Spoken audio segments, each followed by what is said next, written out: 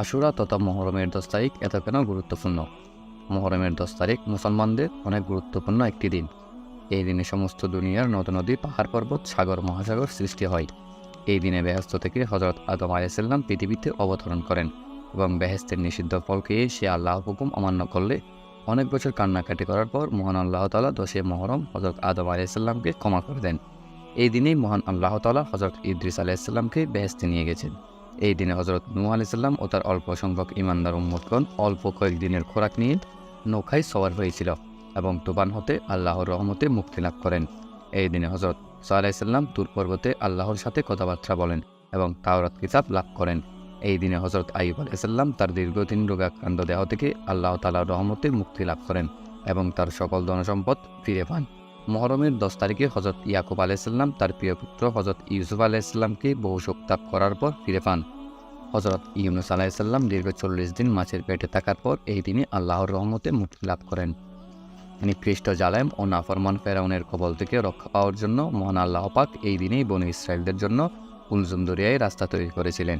এই দিনে হযরত সুলাইমান আলাইহিস সালাম পুনর্বার রাজত্ব লাভ করেন। এই দিনে হযরত ঈসা আলাইহিস সালাম পৃথিবীতে আগমন করেন এবং এই দিনে ইহুদিদের অত্যাচার থেকে রক্ষার জন্য আল্লাহ পাক হযরত ঈসা আলাইহিস সালামকে আসমানে সশরীরে উঠিয়ে নেন। হযরত জিবরাইল আলাইহিস সালাম এই তারিখে আল্লাহর রহমত নিয়ে আমাদের প্রাণের চেয়েও প্রিয় হযরত মুহাম্মদ সাল্লাল্লাহু আলাইহি সাল্লামের নিকট প্রথম উপস্থিত হন। এই দিনে রাসূল সাল্লাল্লাহু আলাইহি সাল্লামের প্রিয় নাতি হযরত হুসেন রাদিয়াল্লাহু তাআলা আনহু ও তার সহচরগণকে পাপিষ্ঠ ইয়াজিদ ক্ষমতার জন্য শহীদ করেছিল। উল্লেখ্য, পাপিষ্ঠ ইয়াজিদকে অনেকে হযরত আমিরে মুয়াবিয়ার ছেলে বলে তাকে পাপিষ্ঠ বলতে নিষেধ করে। কিন্তু একটি কথা মনে রাখা ভালো, ইসলামে বাবার দোষে ছেলে দোষী নয় আর ছেলের দোষে বাবা দোষী নয়। যার পাপ তার আমলনামায় লেখা হবে। তাহলে কারা ইয়াজিদের পক্ষে সাফাই গায়? তারা আসলে ইয়াজিদের দলের লোক। 10 মুহররমে ইয়াজিদের নির্দেশে যে সৈন্যবাহিনী হযরত হুসেন রাদিয়াল্লাহু তাআলা আনহু ও তার সহচরগণকে অবরোধ করেছিল ও শহীদ করেছিল, তাদের মধ্যে আপনারা জেনে অবাক হবেন যে অনেকে কুরআনে হাফেজ ও অনেকে আলেম ছিল।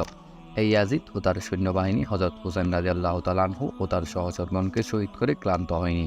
তারা মদিনা ও মক্কায় আক্রমণ করে। যারা ইয়াজিদকে সমর্থন করে, যারা এই পাপিষ্ঠকে সাহাবীর ছেলে বলে পাপিষ্ঠ বলতে নিষেধ করে, আর যারা ইয়াজিদের কৃতকর্মের জন্য হযরত মুয়াবিয়া রাদিয়াল্লাহু তাআলা আনহুকে গালি দেয়, তারা উভয়ই ইসলামের শত্রু। মুহররমের 10 তারিখে এই দিনে আল্লাহ পাক দুনিয়া সৃষ্টি করেন।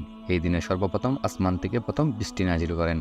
আর এই দিনে হযরত ইসরাফিল আলাইহিস সালাম আল্লাহর নির্দেশে সিংহায় ফু দিবেন এবং পৃথিবী ধ্বংস হয়ে যাবে। আল্লাহু আকবার। প্রিয় মুসলমান ভাই ও বোনেরা, আর এই তথ্যগুলো যদি কোরআন হাদিস ও ইতিহাসের বাইরে হয় তাহলে এগুলো বর্জন করুন, আর যদি সঠিক হয় তাহলে গ্রহণ করবেন।